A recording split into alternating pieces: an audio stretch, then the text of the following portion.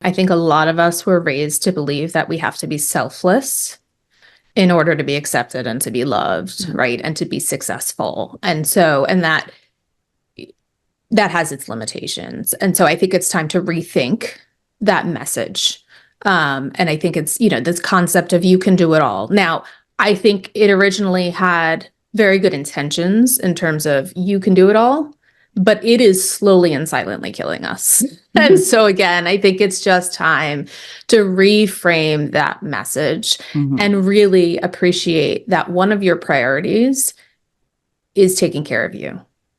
And really understanding that if you are not showing up as the best version of yourself, physically, emotionally, psychologically, spiritually, then you're doing the other people a disservice. You are doing the other people at work a disservice. You're doing your spouse a disservice. You're doing your children a disservice. You're doing yourself a disservice.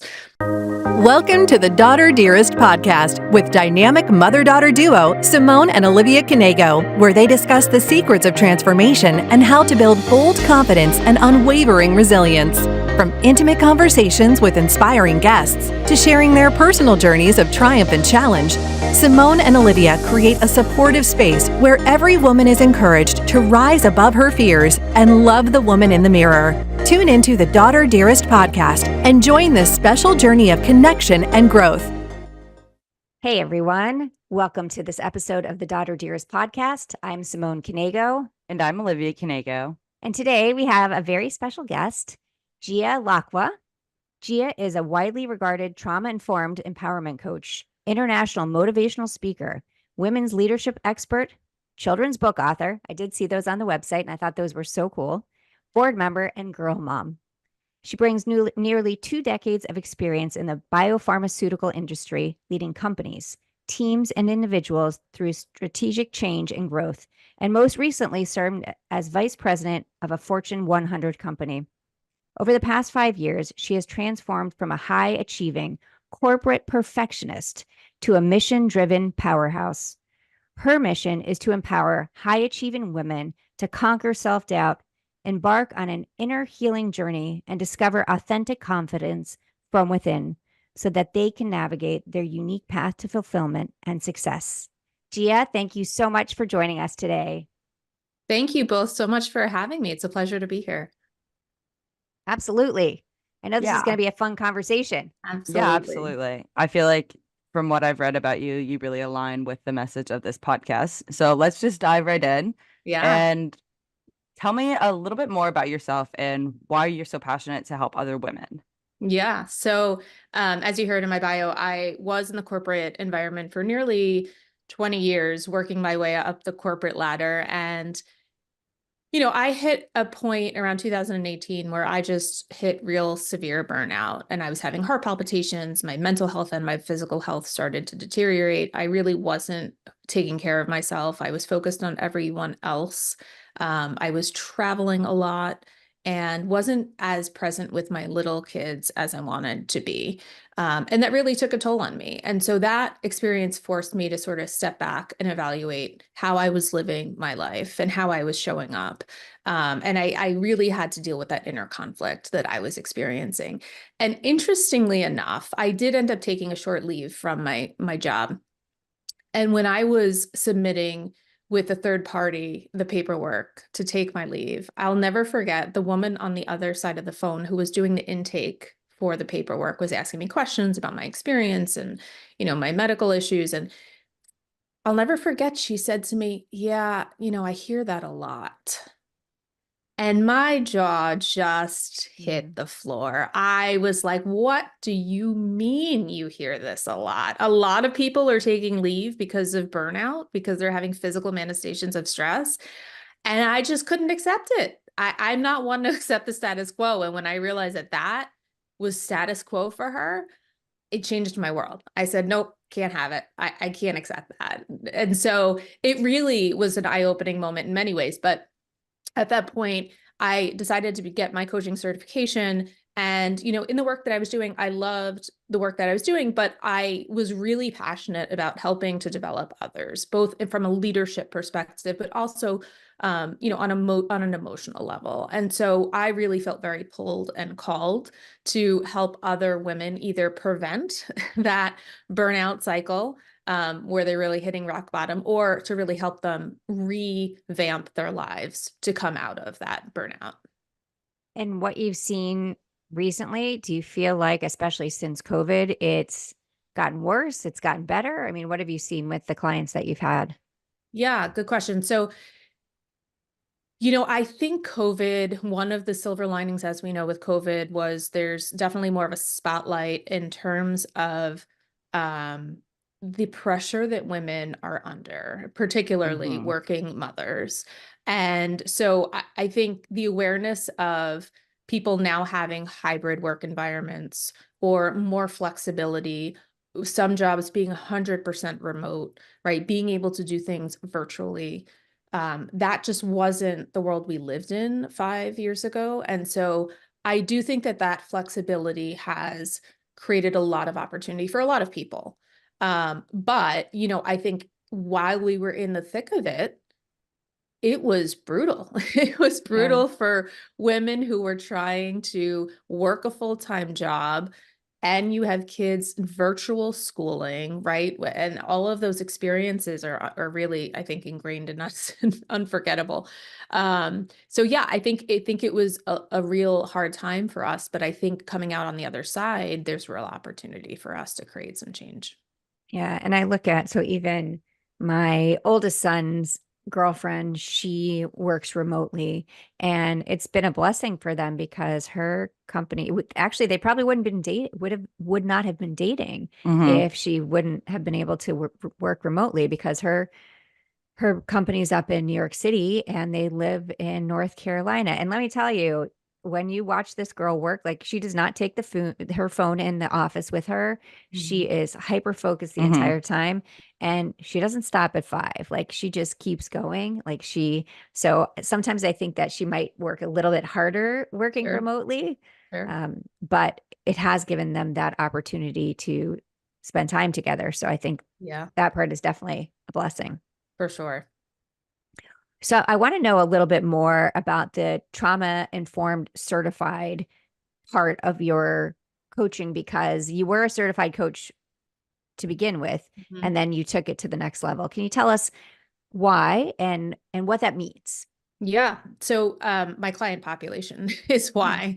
Um, the trauma informed certification as a coach enables me to maintain awareness of how past traumas are showing up in the present day in the lives of my clients. And so when clients come to me, they have identified a pain point that's typically a symptom of something that's Mm-hmm. actually much deeper and much greater.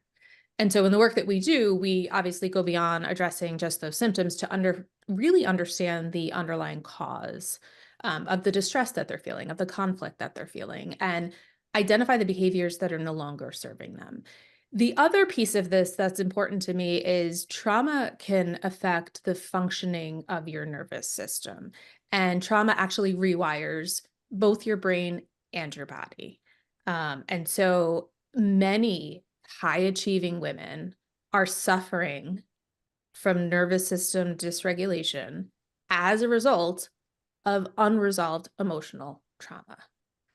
And so for me, the training helps enable me to more effectively support my clients on their healing journey.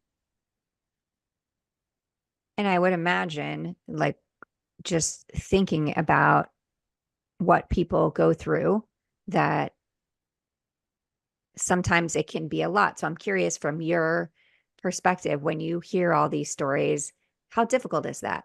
How difficult is it Mm. to, sometimes everybody's like, you have to separate your work from your personal life, but sometimes it plays in, right? So how does that work Yeah. for you? Yeah, I love that question, Simone. So it's funny, I do a lot of leadership coaching in addition to the one-on-one personal empowerment coaching. And there is so much overlap that I have to sort of preface every engagement with, it's okay. Yeah. It's Mm-hmm. okay that this is not strictly going to be 100% about how you show up at work and your interactions at work. And that's appropriate. That's very appropriate, because we have to look at everybody holistically. We have to look at who you are as a person inside of work, outside of work. And it's really important that we consider how we show up in all facets of life and how our experiences and our beliefs shape who we are today. So it's a great point that there's a ton of overlap there. Thank you. So I think that what I really liked about what you said, it's okay. I think that I feel like everybody needs to hear that it's okay, regardless of any subject. But I want to hear about your okay, and how did you begin your inner healing journey? Oh, that's a big question. Yeah. Yeah, so I think the burnout episode for me was a real wake-up call in terms of I was an over-functioning woman who was really being everything to everyone else and not taking care of myself. And it was a wake-up call for me. And I think as a high-achieving, over-functioning woman, I intellectualized a lot of my past experiences, right? So I told myself that I had dealt with them, or I had processed them, or that I had healed from them. And, as a high achieving perfectionist, a type A person, I wanted to check it off the list, right? It was like, go grocery shopping, get the car serviced, finish my PowerPoint presentation, and heal. Yeah. And it just doesn't work that way. And so, I have to say that it's been a journey. It's been a very worthwhile journey, but that really forced me to take a step back and look at what needed to shift in my life, and really what were those underlying beliefs that were holding me back, right? And really undoing those and starting that process of the healing journey. And do you feel that there's the way you are with your children is different now, like than it would have been? So for a long time, I was that. So we have, like I mentioned, we have 6 children. So I was everything to everyone else. I had completely lost myself. I was riddled with self-doubt. I had no idea what I was supposed to be doing. And I did what any normal woman would do. I decided to climb a mountain. I mean, that's kind of a joke, but that's what I did actually. Yeah. And that moment in time was transformational for me, because I did something for myself and I put in the work. I thought about all of the things in my life that had got me to this point in time. And it was really the first time I truly believed in myself. A lot of people thought that I was being selfish by taking off for a couple of weeks and leaving my husband, who is a physician, to have to do it all. And my only response was that self-care is not selfish, that I'm a better human. I'm a better mother. I'm a better wife when I deal with what's going on in my life and not just check it off my list, because I'm a big lover of lists. Like, I love lists. But I feel like I'm much better when I take time for myself. And I feel like a lot of women struggle with that, because they do feel that guilt if, oh, I'm going to go do this, which means I'm spending 1 hour less with my family. What do you say to women that feel that way? Because like I said, I think it's a big issue.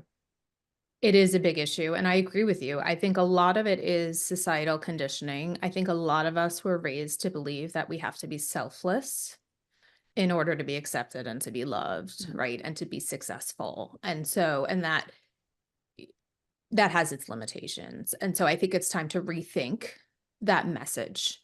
And I think it's, this concept of you can do it all. Now, I think it originally had very good intentions in terms of you can do it all, but it is slowly and silently killing us.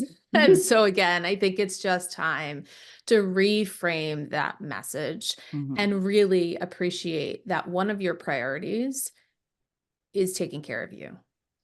And really understanding that if you are not showing up as the best version of yourself, physically, emotionally, psychologically, spiritually, then you're doing the other people a disservice.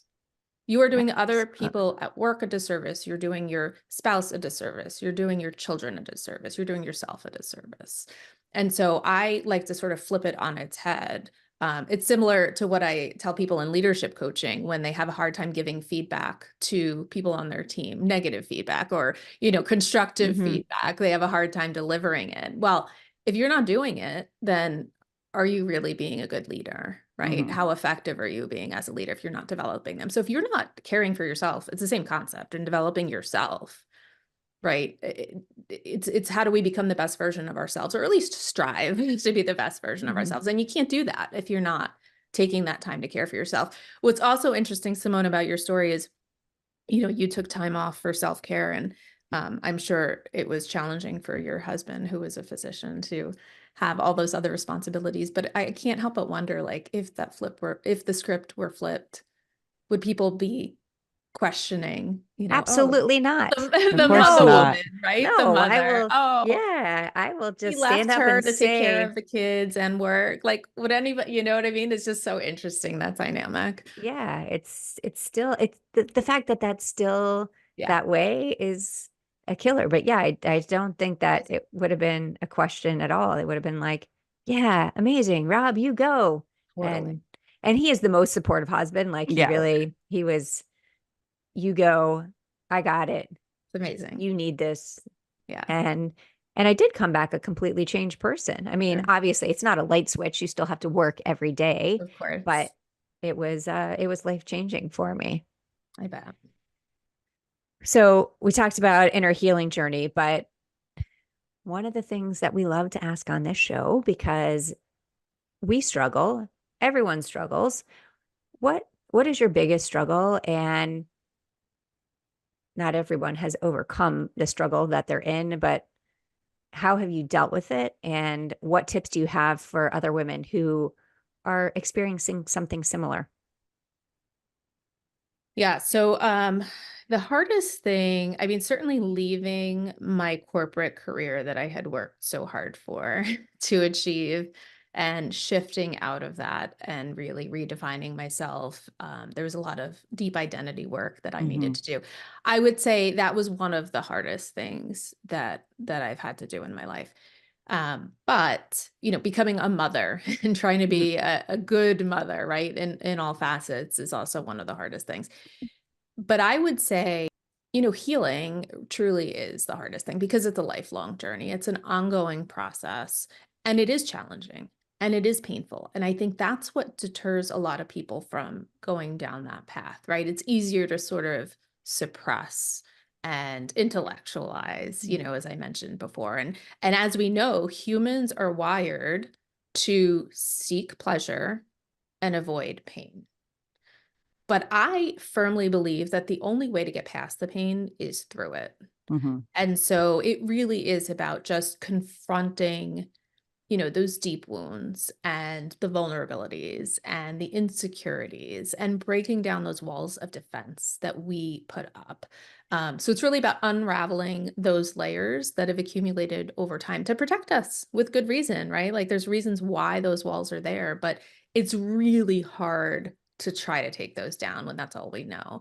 But I have to say, it's undoubtedly the most transformative and rewarding journey that I've ever undertaken. And it also, my personal experience obviously helps me to support other women who are going through their own healing journey. Absolutely. Before we started the show, we had a quick conversation about you meeting your birth father for the first time. Would you be willing to share that story with us? Absolutely. So, yeah, it's not one that I share often. I was taken in at birth by my aunt and uncle, and I was raised by them. And so when I was graduated college, I was 22. I guess you're sort of at that age where you're doing some soul searching, and I was looking for answers. And so I felt a longing to connect with that missing part of me. And so I decided to seek out my biological father. And I found him. I set up a meeting with him and was really committed to getting the answers to my questions about my identity, about who I was. And my thinking is that at the time is that it was going to fill this void that I had, that I was looking for this external validation from a man I had never met. And by him giving me answers to questions that I had, thinking that that was going to somehow fill that void. And that realization was a turning point for me, because after that meeting, I realized, yeah, I did get some answers, but it certainly left more questions. And realized, self-love isn't about how other people see you. And it's not about other people seeing and accepting you. It's really about how you see and accept yourself. And so that was a really important lesson for me, because in the work that I do now, it's helping people to understand the most important relationship that you have is the one with yourself. And nobody else is going to come and rescue you. Nobody else is going to come and do the work for you. Nobody else is going to fill that void for you. So it was a really transformative lesson for me. Yeah. And so I think about this often because as the mom of 6, we adopted our youngest 3. So we have 2 children that are now 20 and 16. They're from Ethiopia, and our almost 18-year-old is from South Korea. And we've talked about it many times. I mean, we're very open about things. And do you want to go back? Do you want to meet your birth family and whoever? I mean, for Ari, his birth mother had passed away. So his birth father, to our knowledge, is still alive. He has siblings there. And every time we ask, so he was 4.5 years old when he came home. And every time we ask, he's like, I remember, I don't need to go. I kind of feel like as he gets older, that's going to change. I want to say about a year ago, I asked him again and he said, I'll think about it. And I was like, okay, that's it. That's a change. That's a bit different. Millie right now, no desire. And for Noah, we'll see, because in South Korea, it's a closed adoption.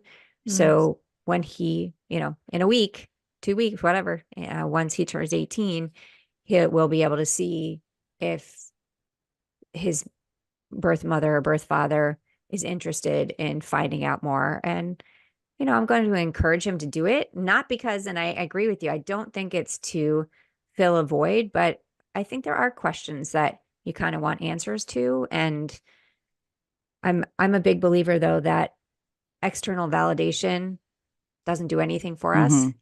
It makes us crave that more and not look inside for it. And I also completely agree that the most important relationship that we have is with ourselves. Yeah. So it's beautiful. And it's a very personal decision. And I think you're right. I think there are some questions that you will get answers to, but I think it's important to set expectations for yourself in terms of what you want to get out of it, and just being really realistic about what you're going to get out of it, because it does raise more questions than sometimes than answers. And it can raise other things for you, right? Other emotions and things that maybe were not there before. Yeah. And I mean, we'll see. It's really their decision. It's not my decision, and I will support whatever they decide. I just have always said to them, it's for them. It's not worrying, oh, am I going to get my feelings hurt? No, I want them to know as much as they can know. I want them to be loved by as many people who can love them. And that's all that matters to me.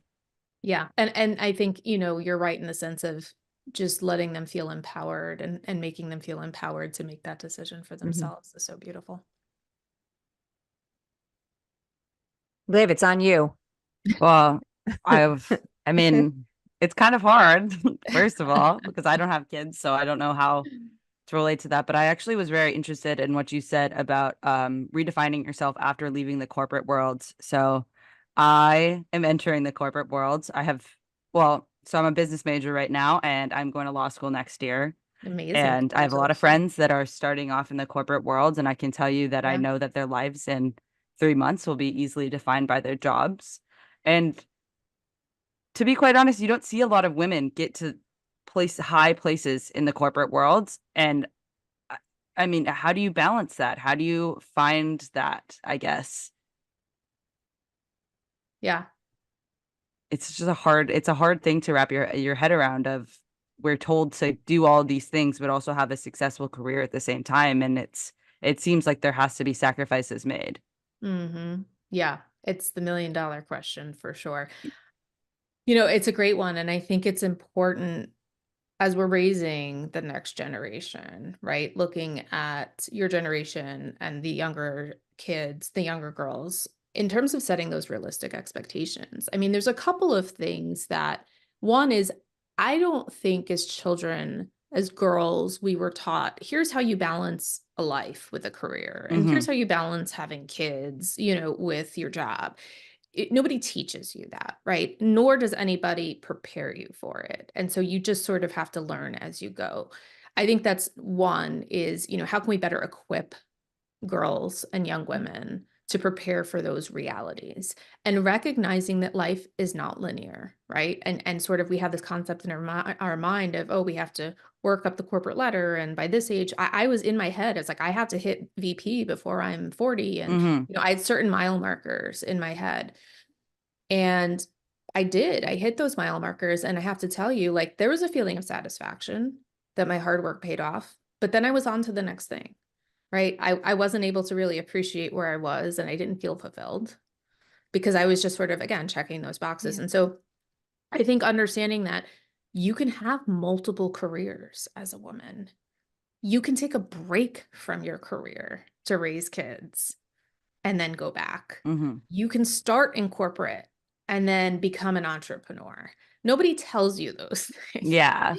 And so I really think it's important, just the awareness and education around the reality of the world that we live in, and that you are going to have to balance self-care with raising kids and maintaining a relationship and bringing in money. Right. And so understanding that it's a puzzle, like you have to juggle the pieces. It's like a Jenga. Hmm. You have to know when to pull out certain pieces and when to put them back, and when to pull back on your career and when to push on the gas. And it's not going to be a linear path. So I think it's really just resetting expectations for the next generation, if that makes sense. Yeah, totally. I honestly, I think a lot of my friends and I have the mindset, especially right now, well, it's either having a career or kids. Mm, And that's like a terrifying thing as a mhm. 21-year-old to be like, okay, well, do I go? Because obviously I'm not, I mean, not obviously, I'm sure there are some 21-year-olds that do want kids. I don't right now. So it's like, okay, do I go full force with this career, or do I start, looking to marry and find someone that I have kids with? It's a really exhausting thing. And it's like society wasn't built for women to have careers. So now that we are, it's like, okay, well, you can't do it the way a man did it because they get a bunch of benefits you don't. I mean, what you said is so spot on, Olivia, in terms of the corporate structure was built for men. And the problem is that even when women do work their way up to those C-suite positions, we are still conforming Hmm. to the model that's been there forever. And we're trying to fit in to that mold. And it does not set us up for success. Yeah. And so the biggest piece of advice I would give young women your age is, how do we think differently about those corporate constructs, and how do we challenge the status quo? And it's not just about perks in the workplace, Yeah. right? Or it's not just about a hybrid work environment. It's more than that. There's so much more there that we have not explored and tapped into as a society that I would challenge, individuals to really think about. Okay. Yeah. Uh, It's a really daunting thing. It is, and rightfully so. And so, I mean, it's a mountain to climb. And I do hear more and more of the younger generation saying, I don't want kids, right? Because it is so scary. Yeah. And that's fine. I mean, it's a personal decision. That's your choice. But I hate to hear the fact that it's like, oh, well, I can't have a career and have kids. And that's Yeah. the reason why, That right? I will say, I think that is a thought on every single one of Yeah. my friends' minds right now is because obviously, like, I have my mom and with an amazing career, but it's not what you think of in the typical corporate sense. It's not like 9 to 5 job, you go home, or, and let's be real, it's like 8 to 7 these days. Mhm. So I don't know. It's just like graduating from business school, you're told all these things, and it's like, okay, but now I want to live my life. I don't want to just be a job.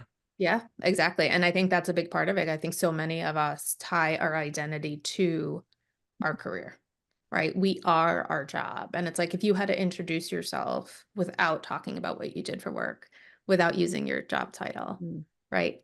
I 6, 7, 8 years ago would have been at a loss for words Hmm. because I was my corporate job and I was a mom and that's it, right? Like there was like nothing else there. And so it was really that journey of self-discovery of getting back to like who I was and understanding, making sure I was doing the things that fulfilled me and made me happy. And so it is an important point of, really having a strong sense of identity and that self-worth, because what we talked about with the over-functioning is a lot of it comes from trying to prove ourselves, Hmm.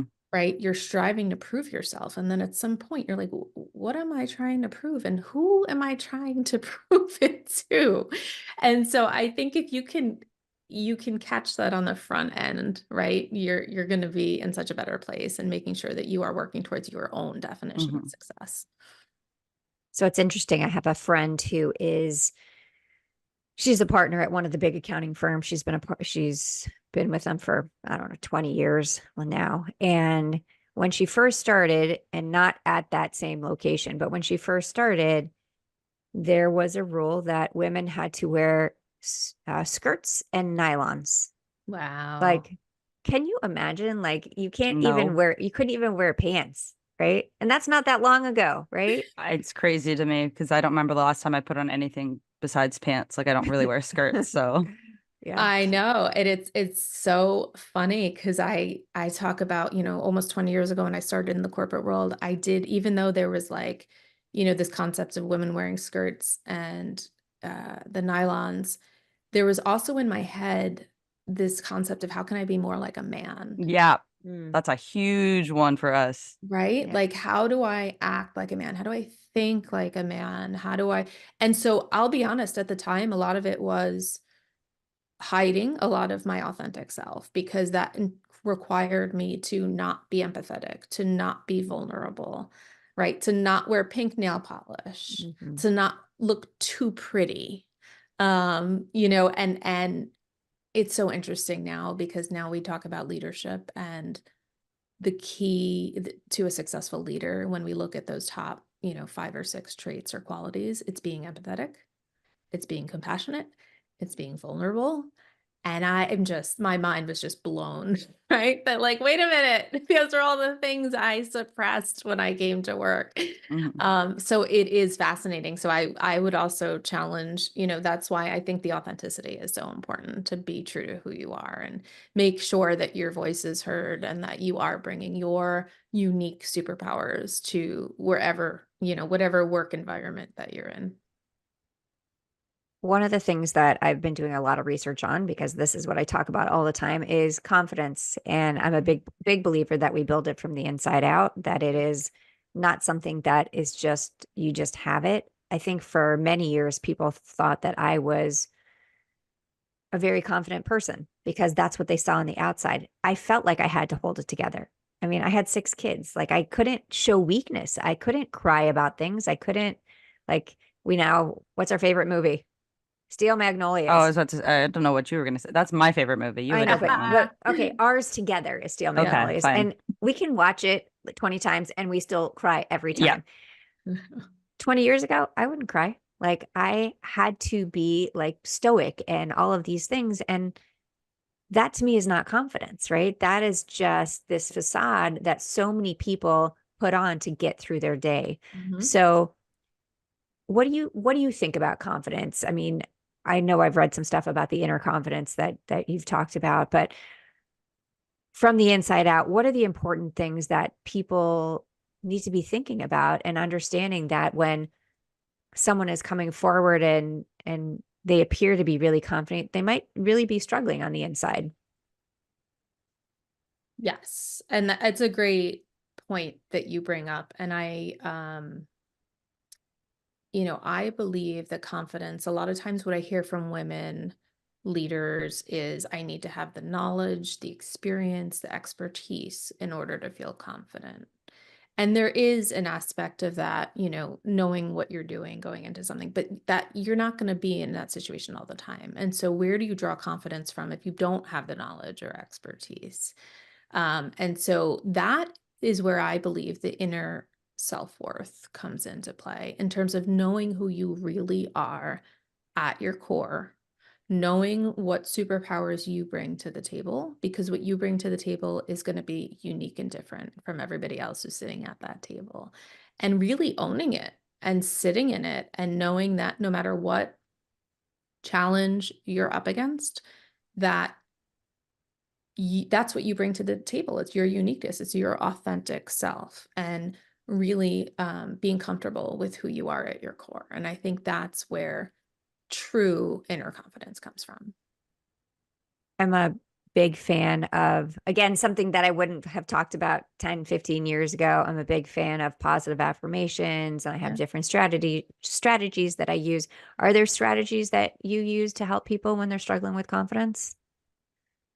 Yeah. So I do like affirmations. A couple things. I think that I'm a visual person, and I know a lot of women are. And so I think it's, also finding what image, word, graphic, piece of art speaks to you in terms of what evokes some sort of confidence. And so I tell people, whether it's a piece of jewelry, sometimes it's a necklace, sometimes it's a bracelet, sometimes it's a picture on a wall, a vision board, sometimes it's, you could save a picture on your phone, right, as your wallpaper, something that you will look at visually day and night, similar to an affirmation. You could put it on your mirror in your bathroom, in your closet door, that will give you that feeling. It's like, how do we capture that feeling, that essence of confidence where you're like, yes, this is it. This is me owning my worth.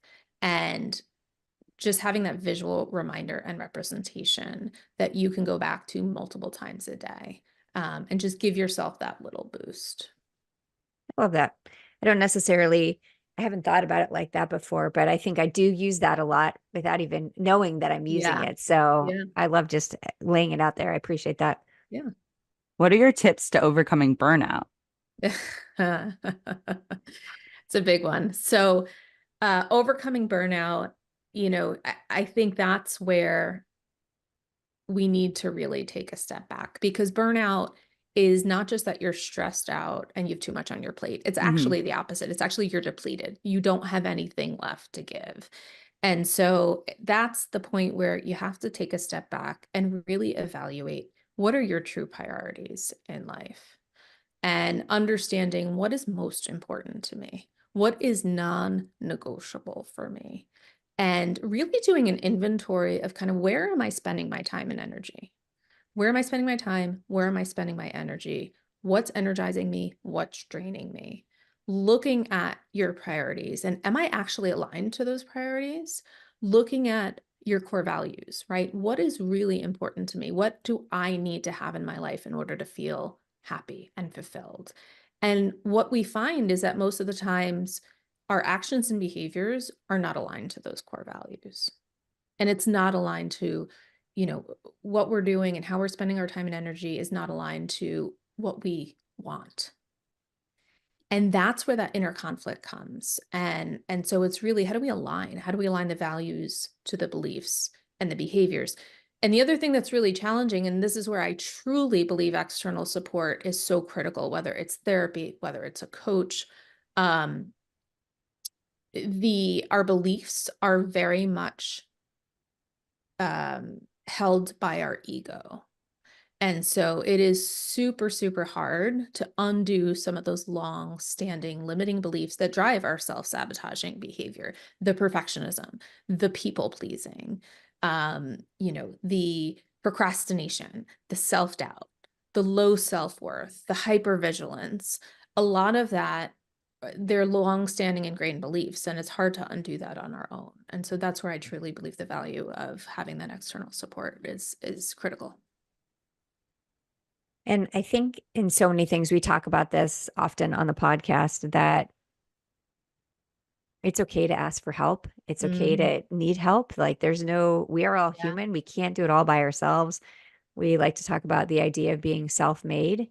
And I know people work really hard. I mean, that's not the way I see it, though. I feel like it doesn't matter how hard you're working, typically, and that's overgeneralization. There's always somebody that is helping you in some regard. So even if it's your housekeeper, like someone is helping you get through your day so that you can, your neighbor, your best friends, picking up your kids from school, something like that. exactly. So that idea to me of that, we need that outside support to be able to move through our days.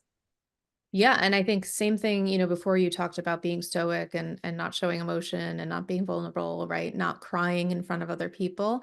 It's so true because it's the same concept here as we were sort of conditioned to not be emotional, not be vulnerable, and don't ask for help, Right. Don't right? ask for help. It's a Don't ask for weakness. help. You Yeah. give help, Right. you help others, but you do not ask for help. And that is such a false belief. Right. And so I think it's undoing some of that learning and those deeply held beliefs that really are preventing us from growing and thriving. Yeah. And it's such an interesting thing that we offer help, we can't ask for it. And we show respect, but we don't show ourselves respect. Yeah. Right. Yeah. This is what we're taught. So when we're talking about what we need to teach our daughters, right, that Mhm. we're taught to respect our elders, our teachers, your parents. But I don't remember ever anyone telling me like the most important thing is to respect yourself. Yeah. And Mhm. I think that's what we need to add, that piece too, to the Sure. learning equation for our girls. For I tell sure. her And all the what time. and what you accept from others, right? Yeah. Oh, absolutely. And setting those boundaries for yourself, which is so hard. Yeah. So we're getting kind of close to the end, but wanted to ask you about, since we have this mother-daughter show, who's a woman in your life that has really inspired you?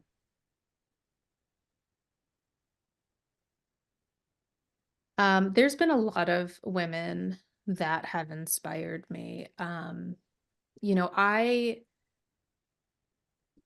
there's a lot of famous women and authors and that I can think of, but honestly, I think some of the women that I actually have personal connection with have been more inspiring to me because they've taught me through not just words, but through their own actions, um, how to challenge the world that we live in. And so I'm thinking about like female mentors in the workplace, other women that I've had the pleasure of working with, and just really learning from each of them and their unique perspectives and their unique experiences. And I would say they inspire me when they are able to step out of that box that society has put them in, when Mm. they're able to do something different, whether it's, wearing a pink suit, a Right. pink pantsuit, Yeah. right? Or coming up with some really bold idea and putting it out there in a room full of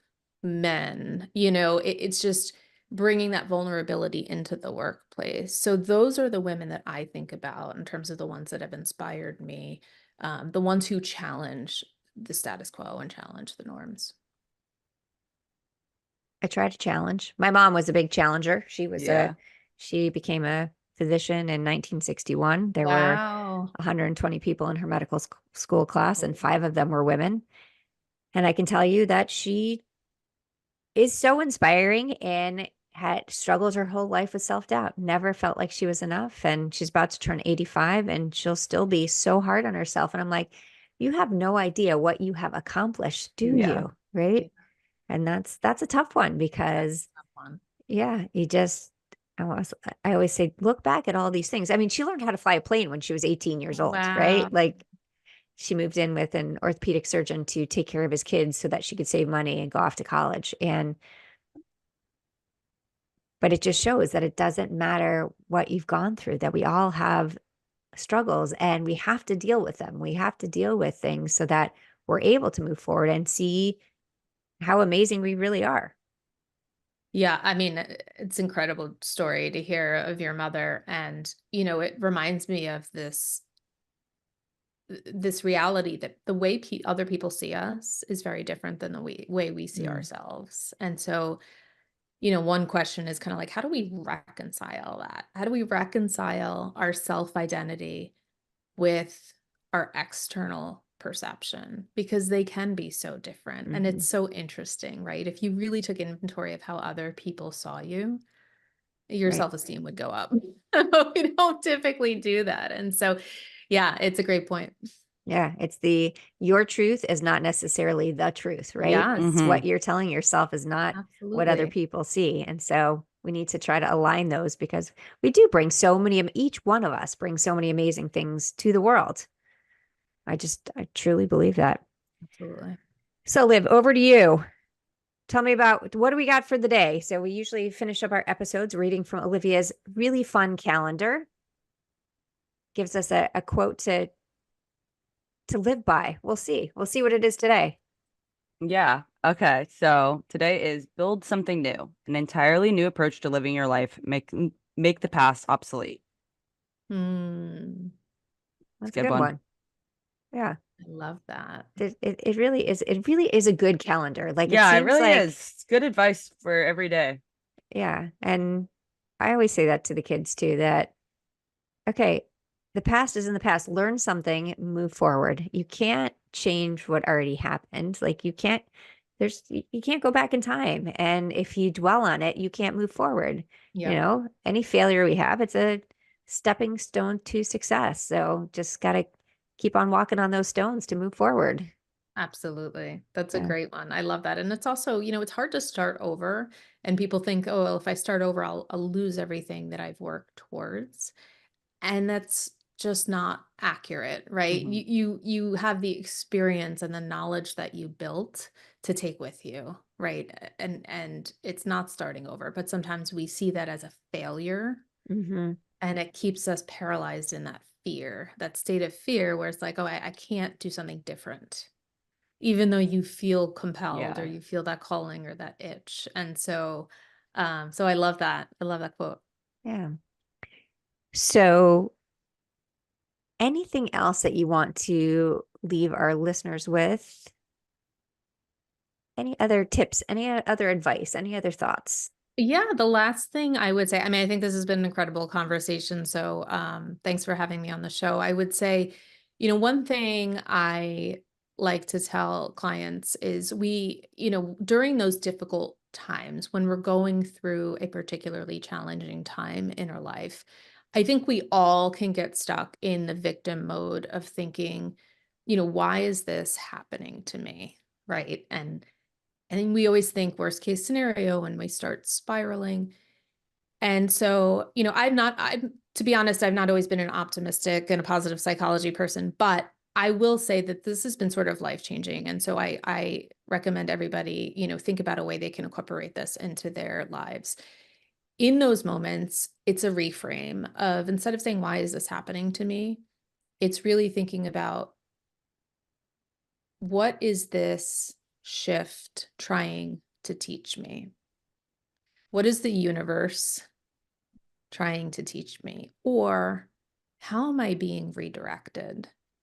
Because I think we get so mired in the moment that it's really hard to step back and step away from that and look at the big picture and say, well, wait a minute. maybe there's a life lesson here. Maybe there's an opportunity here. Maybe I am, even though this hurts and this is extremely painful at the moment, there's a reason why I'm being redirected in this other way. And so just trying to look at it from that other perspective can really change your outlook on things. I do think that's so important. I think that there's probably multiple times a day that I need to reframe things, and I do. I have my little way of doing it, but I love the idea of kind of asking yourself a different question. And I Yeah. think that's it's a really helpful way to just kind of move through it in the moment. Yeah. Yeah. So thank you so much. Tell our listeners where they can find you. We'll have everything in the show notes, but tell everybody what's the best way to get in touch with you, reach out to you, all the good things. Sure. So I love to hear from listeners. Feel free to reach out with questions, comments, feedback, things you'd like to hear about on the Daughter Dearest podcast. If it, or my podcast, which is Your Future Starts Now. You can check it out on Apple Podcasts. And you can visit my website at gialacqua.com. That's GIALACQUA.com. I'm on Instagram at Gia Lacqua, and I'm pretty active on LinkedIn as well. Great. Again, everything will be in the show notes, and thank you so much. It was such a great conversation. And what I really loved about it is it's always interesting for me and Olivia because we do have very different perspectives because of our age difference. And Sure. it's so nice to like have different ideas for both of us come out of a conversation. So thank you for that. I love that. I love Yeah. the concept. I love the work that you're both doing. Thank you. Thank you. Yeah, thanks for having me on. Absolutely. Thanks for joining us on this episode of the Daughter Dearest podcast, and we will see you next time. Bye, guys. Bye. Take care. Thank you for listening to the Daughter Dearest Podcast with Simone and Olivia Canego. We hope this episode has made your day just a little bit brighter and given you the inspiration you need to confidently go about your week. Always remember to be authentically you. Don't forget to like and subscribe so you never miss an episode. And feel free to connect with them on Instagram at Daughter Dearest Podcast, at Simone Canego, and at Olivia Canego. Till next time.